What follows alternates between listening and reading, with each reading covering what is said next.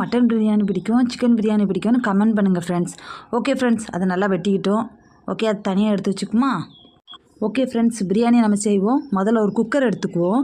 அது குக்கரை நல்லா அதில் தண்ணி போகிற வரைக்கும் நல்லா இது பண்ணிக்கலாம். சூடு பண்ணிக்கிட்டால் ஹீட்டில் அந்த தண்ணி போயிடும். அதுக்கப்புறம் நான் இன்றைக்கி நல்லெண்ணெய் தான் எடுத்திருக்கேன். உங்களுக்கு என்னென்ன இருக்குதோ அதை ஊற்றிக்காங்க. ஓரளவுக்கு ஊற்றுங்க. நான் இன்றைக்கி ரொம்ப ஊற்றிட்டேன். உங்களுக்கு போதுமான அளவுக்கு ஊற்றிக்கோங்க.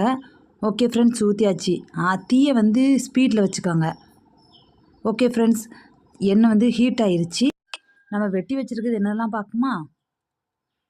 எண்ணெய் காஞ்சிட்டு பிரியாணி இலை, புதினா இலை, கொத்தமல்லி, பல்லாரி, ஒரு தக்காளி பழம், வேறு கேரட் பீன்ஸு மற்றும் கொண்டக்கடலை, இது எல்லாத்தையும் நம்ம வெட்டி வச்சுருக்கோம்.